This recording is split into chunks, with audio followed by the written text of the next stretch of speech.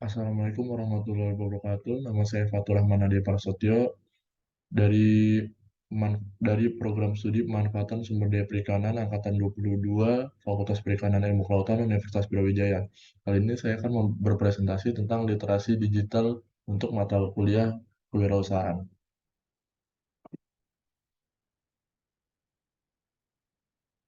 Yang pertama ada definisi literasi digital. Definisi literasi digital adalah kemampuan untuk mengakses, memahami, mengevaluasi, menggunakan, dan membuat informasi menggunakan teknologi digital. Terus yang kedua ada pentingnya literasi digital. Dalam era digital saat ini, literasi digital menjadi keterampilan yang penting untuk dimiliki agar dapat memanfaatkan teknologi secara efektif.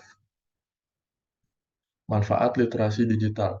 Yang pertama ada kemampuan untuk membedakan informasi yang valid dari yang tidak valid. Kemampuan untuk membedakan informasi yang valid dari yang tidak valid ada, ada adalah literasi digital memungkinkan seseorang untuk mengevaluasi dan memilih informasi yang berkualitas dari internet. Yang kedua, ada kemampuan untuk melakukan penelitian dengan menggunakan internet. Adalah literasi digital yang membantu seseorang untuk mencari informasi dan melakukan riset dengan lebih efektif dan efisien. Yang ketiga, ada kemampuan untuk berkomunikasi secara efektif menggunakan teknologi. Adalah literasi digital memungkinkan seseorang untuk berkomunikasi secara efektif melalui email, pesan teks, atau platform media sosial. Yang terakhir, ada kemampuan untuk mengelola dan memproses informasi secara efektif.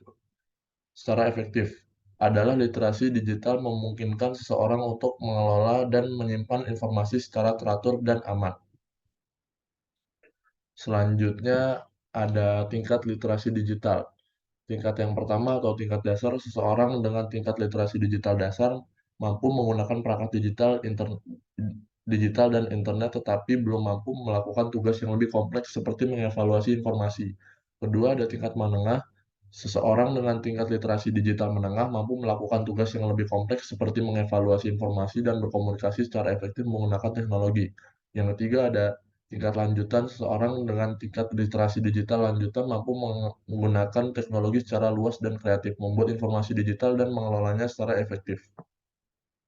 Lalu ada aspek literasi digital. Yang pertama ada media sosial. Media sosial kemampuannya untuk memahami penggunaan media sosial seperti cara berinteraksi dengan orang lain, mengevaluasi informasi, dan mengelola privasi dan keamanan online. Yang kedua ada privasi dan keamanan online. Kemampuan untuk memahami cara menjaga privasi dan keamanan online seperti pengaturan privasi akun dan menghindari serangan phishing dan malware. Yang ketiga ada hak cipta dan kekayaan intelektual.